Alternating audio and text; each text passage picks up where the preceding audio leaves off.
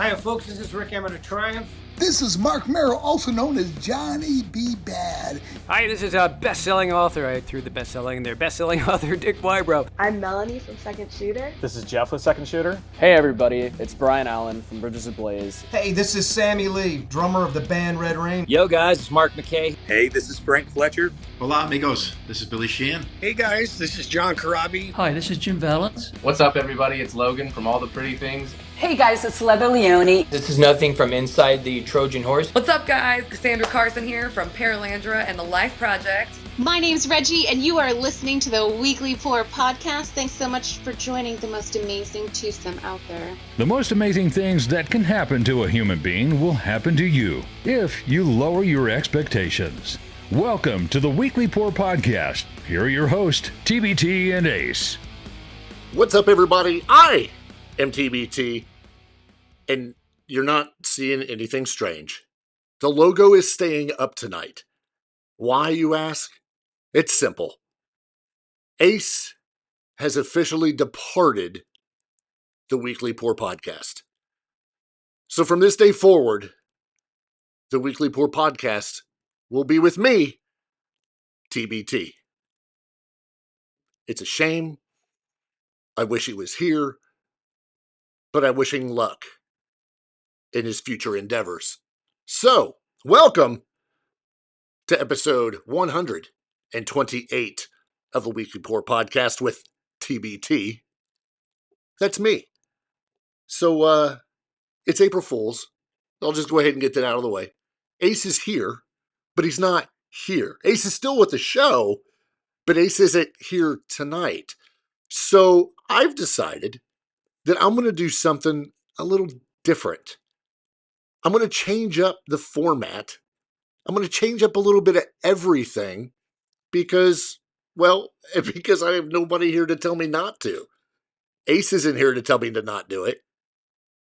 Mrs. TBT is not here to tell me to not do it. Natalie usually doesn't give a crap because she's not paying attention because, that's how our moderator rolls. So, yeah. I'm just going to roll this and do it my way. All right. Actually, it's kind of a little bit different. So what I want to do tonight, let me give you a little bit of a backstory. The backstory is Kathy and her record store. If you know, because you follow this show, you know that the record store has closed. Before getting into all of this, which will happen a little bit later in the episode, I got to thinking earlier this week, and I'm like, we've never done something where we just talked about something other than the news of the day or of the past week or 2 weeks or whatever. It's always full of rock news and the banter and back and forth between Ace and I, which is great, which is fun. That's what we're known for.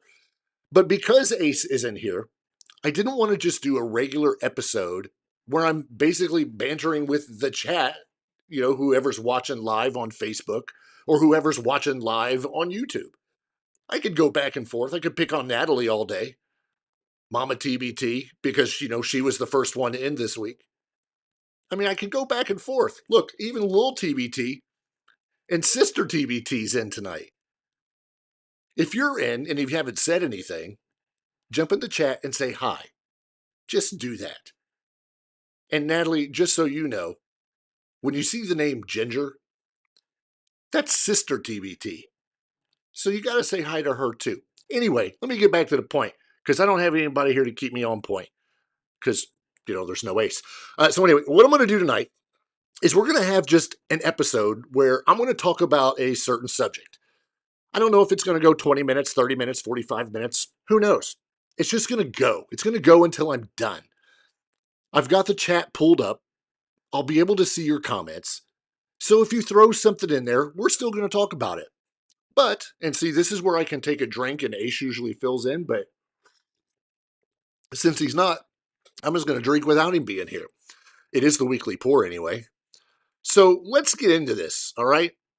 The episode title for this week is The Demise of Record Stores, A Farewell to the Crates. Of course, hosted by me. All right. Well, listen, we're pouring one out for something close to a lot of people's hearts. All right. It's not just about the music, it's about the places that held the music, that curated it, protected it, introduced us to it. We're talking about record stores and the slow, heartbreaking demise of one of music culture's most sacred spaces. This one's a love letter, if you will, or a eulogy, or just a memory lane tour. We're going to take it. So sit back, get ready for a different kind of Weekly Pour podcast as we take a semi-deep dive into the rise, the fall, and the fading echo of the record store. And we have to start all the way back, all right? The first record stores weren't even really called that. In the early 1900s, yeah, I did my history. People bought music on wax cylinders and shellac 78s at general stores and phonograph shops. It was around the 1940s and 50s as vinyl started to take over and radio made music a daily part of life. Dedicated record shops started popping up everywhere. And they weren't just stores, these things were portals. By the 60s, record stores were cultural hubs, especially in the big cities. They weren't just about selling sound, they were selling an identity. They told you who you were, and most importantly, almost who you could be. You ever dig through crates and just feel it? And when I say crates, I'm talking about crates of records.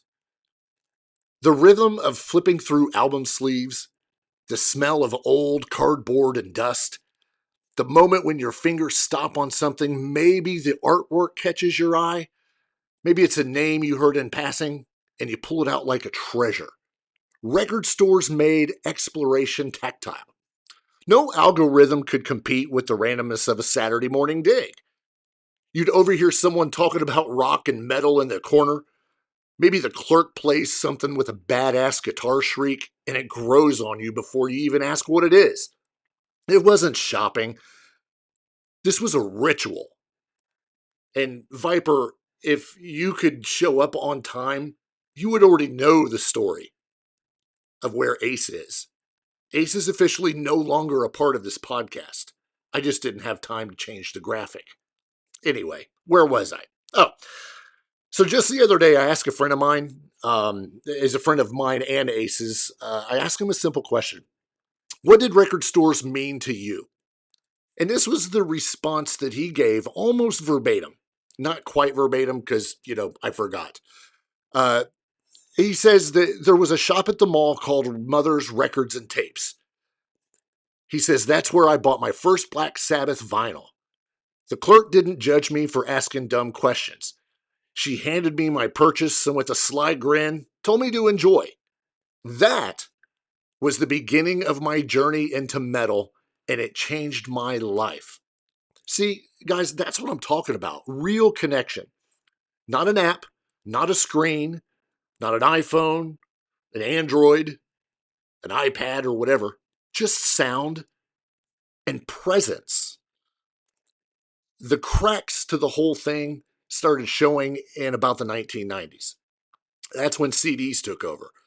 They were cheaper to make, easier to store, and marketed as indestructible, even though I'm sure most of us, pretty much destroyed as many as we could. Big chains like Sam Goody, FYE, and Tower Records absolutely blew up. Remember the badass boxes that CDs came in? It was like, a six by six CD in a freaking box that was like a foot and a half long. Well, what about those? What were those plastic cages? Those things were indestructible. I hated those things with a passion. Yes, Viper, I am reading to kids. Welcome to class. Anyway, finding that thing and having the CDs taking over in the 90s, it kind of felt like success, but it was actually the beginning of the fall. Then came Napster in 1999. File sharing changed the game. Why buy a CD when you could download an entire album in minutes? We all did it. Heck, Lars Ulrich from Metallica got really, really ticked off. He sued Napster. But I mean, everybody was doing it. What was the other one called? LimeWire? You would try to get an entire album downloaded. And like, here's an example. Like today, an entire album will take, I don't know, 2 minutes. It'll take 20 on Ace's Wi-Fi. But, 2 minutes to download an album. If you're on LimeWire or Napster or, what other ones there were, it could take hours, like overnight. Like you go to bed and hope by the time you woke up in the morning that it was downloaded, only to be disappointed and you still only had 3 songs of the 8-song record. By the 2010s, over 4,000 independent record stores in the U.S. had closed. And we didn't just lose shops. We lost a physical connection. Holding that album, reading the liner notes, flipping the gatefold open like it was a book, at least the ones that weren't wrapped in plastic. Because that was where the lyrics were. If they weren't inside on the sleeve, they were inside that book. And it was awesome. We also lost the human curation. The person behind the counter saying, oh, you should check this out. Or, when you walk in and before the internet, you had no clue when albums were coming out. Maybe a week before, maybe 2 weeks or a month. It'd be like coming soon, the new, Motley Crue or the new Scorpions or something like that. We lost that. We also lost local character. Every story reflected its city. Up in Detroit, stores felt different than ones in Austin or Philly or London or Indianapolis, Indiana, or wherever. It was a culture. It was diversity. Detroit, when Kiss came out with Detroit Rock City, I mean, there you go. That's a song named after our town. That's great. But that was different than what you're getting from everywhere else. And one of the biggest things that we lost was discovery. Just real random, beautiful discovery. Were you attracted to this album because of knowing who the band was? Or if it was just because that's a cool cover. Think of Open Up and Say All from 1988. If you were lucky, you got one of the album covers that had the entire face with the tongue and not just the eyes. It was always a big thing if you knew that there was a controversial cover that you needed to get from an album, that you go out and you find it. Or you find that album that's got the one song. This is the days before the PMRC. The ones that had that song that that's going to cause some controversy. That's going to be crazy. What would you do? You'd go out and you'd try to find it. I did it, even after the days of PMRC. Warrant, Get the F Out, Skid Row. Ode to Tipper Gore was a song that Warrant came out with on their Cherry Pie album. I've got the CD, but it was finding that album. Those were the cool things. Now music is infinite, but it's also kind of invisible. You can hear anything, but somehow we feel less connected to it, or at least I do. This is where we must talk about our dear friend Kathy. Her shop, Music and More Records, has closed. If you're a regular listener to this podcast, you already know. Not because she lost the passion, but because bills need to be paid, and the means, well, it no longer matched the ends. Music and More Records in New Hartford, New York. I knew I was going to get that wrong. They had been open since 1988. Think about that, 1988. After the passing of her late husband, she and her Yorkshire Terrier mascot, Kiefer, we love Kiefer, they kept the doors open, welcoming music fans, especially people new to shopping for vinyl. And Kathy was passionate. Just like a lot of other stores, if she didn't have it, she knew where to find it because there was a family, whether it be on social media a phone call away or whatever. They knew, hey, if Jim doesn't have it, then maybe Bob does. It was a network. And that's all they would do. They would just network to try to find that album that little Joni wanted to get, or Big Tom for that matter. But it was a network and they were able to do it. Now her space is probably going to end up becoming an extension of an Oriental restaurant, and eventually, like others, it'll be forgotten about. Not by our close friends and family or our everyday customers, but it's just like everything else. Eventually, it'll be forgotten. I think about stuff like that a lot. Now, Kathy was the first and longest running sponsor of the Weekly Pour podcast. Not for money, simply for getting the word out to whoever we reach from our studios here in Indiana. Remember, her shop was in New York. Now, granted, she was first a friend of Ace and his family, but she soon became part of our family. She's now moving out of state, and personally, I can only hope that she comes back bigger and better. Maybe in another store. Perhaps music and more records too? I don't know. I can at least dream about it. All right. Let's talk about this so-called vinyl revival. I used air quotes there, but you can't see them because, I left up the logo. Vinyl sales have been up. In fact, in 2023, vinyl outsold CDs in the U.S. for the first time since 1987. But don't get it twisted. Most vinyl sales these days are sold online. Big box stores, Walmart, whoever.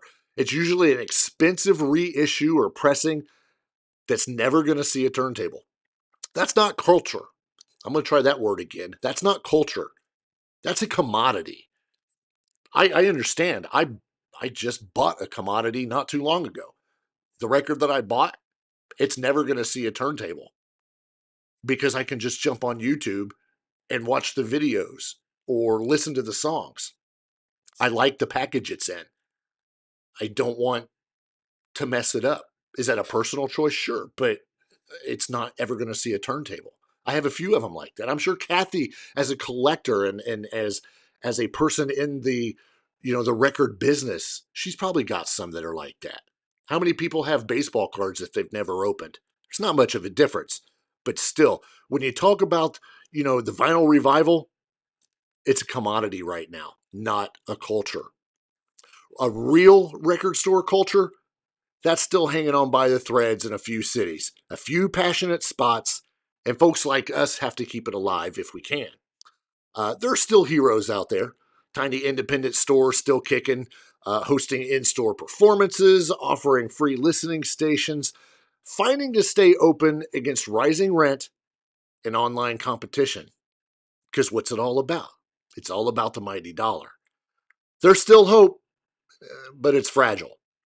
If we want these spaces to exist for the next generation, we've got to show up. What exactly does that mean? It's simple. Visit your local record store, even if it's just once a month. Buy an album, buy a sticker, get a t-shirt. Okay, get a CD. Whatever it is that helps them keep the lights on. Ask the clerk what they've been spinning. Whether it be something that's in your wheelhouse of music or not. Just check it out. Post about them. We're in a world of social media right now. Post about you going to that record store. Shout them out. Get the word out there, because just like this podcast, just like anything that anybody's doing, as a side project or whatever, word of mouth is what gets it out there, and it's what makes it more popular. We ask you every week, hit that thumbs up if you're listening, hit the like button, all that stuff. That's because right now life is based on an algorithm. Everything takes likes and shares and comments, all that stuff.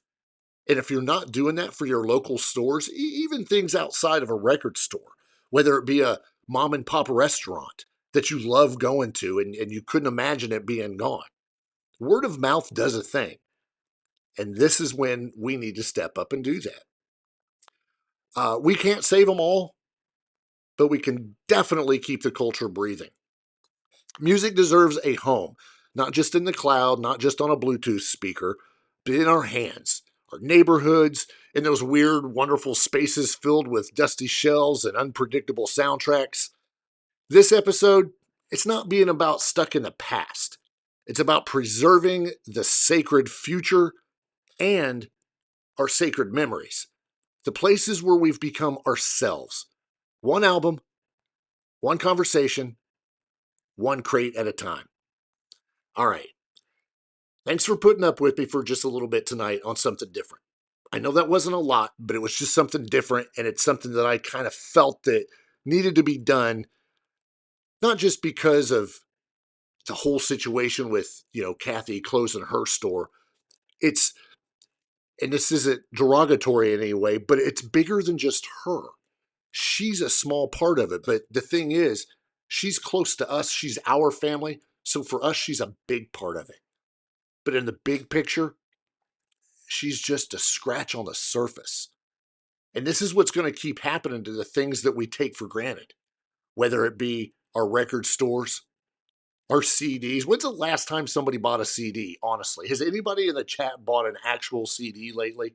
I can tell you, I don't remember the last time, because literally everything is available at your fingertips.